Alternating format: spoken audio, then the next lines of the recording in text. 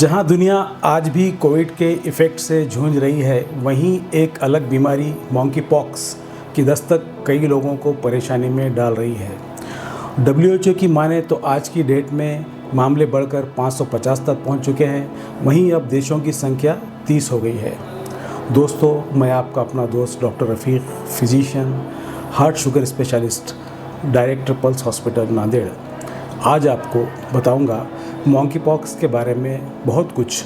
Video में आप मेरे साथ एंड तक बने रहें और चैनल पर नए हों तो ज़रूर सब्सक्राइब कर लें। तो चलिए शुरू करते हैं। Let's start. शुरू करने से पहले आज की क्विज का सवाल ये रहा आपके स्क्रीन पर। दोस्तों, आपको बताना है कि बुखार को कंट्रोल करने में हमारे ब्रेन का कौन सा भाग मेन रोल प्ले करता है। आपके ऑप्शंस हैं ए सेरेबेलम, बी थैलेमस, सी कॉर्टेक्स और डी मिड ब्रेन। रिप्लाई ज़रूर करें, आई एम वेटिंग। सबसे पहले देखते हैं कि आखिर मंकी पॉक्स का क्या चक्कर है, ये क्या बला है। दोस्तों, मंकी पॉक्स और कुछ नहीं, बस एक वायरल इन्फेक्शन है जो कि चेचक, स्मॉल पॉक्स या चिकन पॉक्स के समान दिखाई देती है। ये बीमारी सबसे पहले साल 1958 में बंदरों में देखी गई थी, जिसके कारण इसे मंकी पॉक्स का नाम दिया गया है। 1970 में एक नौजवान में सबसे पहले इसका मामला सामने आया था।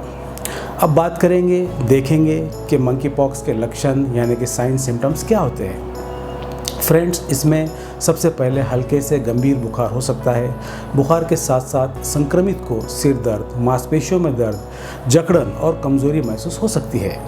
इसके साथ ही जैसे जैसे मंकी पॉक्स की बीमारी बढ़ने लगती है, वैसे वैसे मरीज़ के लिम्फ नोड्स में सूजन आने लगती है, जो कि मंकी पॉक्स की सबसे बड़ी पहचान है। मंकी पॉक्स होने पर पेशेंट के स्किन पर 5 दिनों के अंदर चेचक यानी माता या ब्लिस्टर्स के निशान बनने लग जाते हैं। To summarise in short, monkeypox होने पर पेशेंट को मुख्य तौर पर जो लक्षण दिखाई देते हैं उनमें आते हैं बुखार, सिर दर्द, मांसपेशियों में दर्द, सूजी हुई लसिका ग्रंथियाँ या लिम्फ नोड्स, ठंड लगना, थकावट और बुखार आने के 1 से 3 दिनों के अंदर पेशेंट के शरीर पर एक दाने या ब्लिस्टर का विकास होता है, जो अक्सर चेहरे पर शुरू होता है और फिर शरीर के अन्य भागों में फैल जाता है। आमतौर पर मंकी पॉक्स 21 दिनों के अंदर अपने आप ठीक हो जाती है, पर गंभीर मामलों में पेशेंट को हॉस्पिटल में दाखिल करवाना पड़ सकता है। अब देखेंगे मंकी पॉक्स की बीमारी आखिर एक दूसरे में कैसे फैलती है। दोस्तों, मंकी पॉक्स किसी इन्फेक्टेड जानवर के काटने से या उसके खून, शरीर के लिक्विड पदार्थ या फर को छूने से हो सकती है। ऐसा माना जाता है कि ये चूहों और गिलहरियों जैसे रोडेंट्स द्वारा फैलती है। इन्फेक्टेड जानवर का मांस खाने से, जिसे ठीक से पकाया नहीं गया है, उससे भी ये फैल सकता है। फिलहाल अभी तक ऐसा कोई मामला सामने नहीं आया है जिसमें मंकी पॉक्स किसी पानी में रहने वाले जीव से फैला हो या किसी जलधारी जीव में देखा गया हो। अगर मंकी पॉक्स के इंसान से इंसान में फैलने की बारे में हम बात करेंगे तो ये इन्फेक्टेड पेशेंट के कांटेक्ट में आने से फैलता है। अगर कोई इंसान को मंकी पॉक्स है, इन्फेक्टेड है वो, तो उसके सांस, छींकते, खांसते या अन्य किसी तरह के रेस्पिरेटरी ड्रॉपलेट्स की बूंदों के संपर्क में आने से किसी दूसरे को ये हो सकता है। अगर कोई इंसान काफ़ी समय तक मंकी पॉक्स पेशेंट की देखभाल करता है, देखरेख करता है, तो उसे भी मंकी पॉक्स होने की रिस्क होती है। दोस्तों, और कई प्रकार के सवाल पेशेंट्स लोग मुझसे इस बीमारी के बारे में पूछ रहे हैं। सब में पहला सवाल है कि क्या मंकी पॉक्स घातक है। मंकी पॉक्स कितना घातक है, ये आप इस बात से अंदाज़ा लगा सकते हैं कि ये बहुत ही कम दिनों में 30 से ज़्यादा देशों में दस्तक दे चुका है। इस गंभीर बीमारी की वजह से रोगी को कई समस्याओं का सामना करना पड़ता है, जिसमें त्वचा संबंधित समस्याएं भी हैं जो कि उम्र भर तक साथ रह सकती हैं। डब्ल्यूएचओ की माने तो मंकी पॉक्स के हर 10 रोगियों में से एक की जान जाने का खतरा बना रहता है। फिलहाल सामने आए मामलों में से अभी तक फॉर्चुनेटली किसी भी पेशेंट की जान जाने की खबर नहीं है। दूसरा सवाल यह है कि चेचक या स्मॉल पॉक्स, चिकन पॉक्स और मंकी पॉक्स में क्या फ़र्क है, क्या अंतर है। तो दोस्तों, चिकन पॉक्स या चेचक स्मॉल पॉक्स मंकी पॉक्स से ज़्यादा अलग नहीं है। दोनों के ही लक्षण और समस्याएं काफ़ी समान हैं, लेकिन लिम्फ नोड्स में आई सूजन मंकी पॉक्स की सबसे बड़ी पहचान है। चेचक होने पर शरीर में फफोले बनते हैं जो कि मंकी पॉक्स में भी होते हैं और साथ ही बाकी लक्षण भी दिखाई देते हैं, लेकिन इसमें लिम्फ नोड्स में सूजन नहीं आती। मंकी पॉक्स होने पर लिम्फ नोड्स में काफ़ी सूजन रहती है जो कि इसकी पहचान है। तीसरा सवाल यह है कि क्या मंकी पॉक्स अगली महामारी पैंडेमिक हो सकती है? Will monkey pox be the next pandemic? तो मेडिकल एक्सपर्ट्स का मानना है कि इसके पैंडेमिक में बदलने का रिस्क काफ़ी कम है क्योंकि इसकी इन्फेक्टिविटी काफ़ी कम है। अगला सवाल है कि मंकी पॉक्स होने का खतरा किससे ज़्यादा है? तो दोस्तों, मंकी पॉक्स के मामले आमतौर पर अफ्रीका में सबसे आम हैं।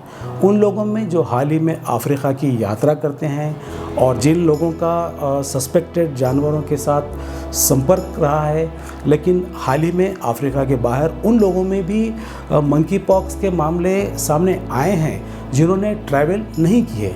इसलिए ये बताना कि इसका ख़तरा फ़िलहाल किससे ज़्यादा है किससे कम, इस बारे में कुछ भी सटीक सही तरीके से नहीं कहा जा सकता।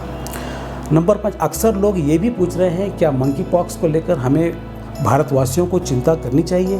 तो दोस्तों, हमारे देश में अब तक फॉर्चुनेटली मंकी पॉक्स का कोई भी मामला सामने नहीं आया है एज ऑन टुडे, लेकिन भारत अभी से ही इसे लेकर अलर्ट मोड में आ चुका है और इसे लेकर कई तैयारियां शुरू की जा चुकी हैं। सोमवार को मुंबई में म्यूनिसिपल कॉरपोरेशन ने कस्तूरबा हॉस्पिटल में मंकी पॉक्स के सस्पेक्टेड पेशेंट्स के लिए 28 बेड्स का एक आइसोलेशन वार्ड तैयार कर दिया है।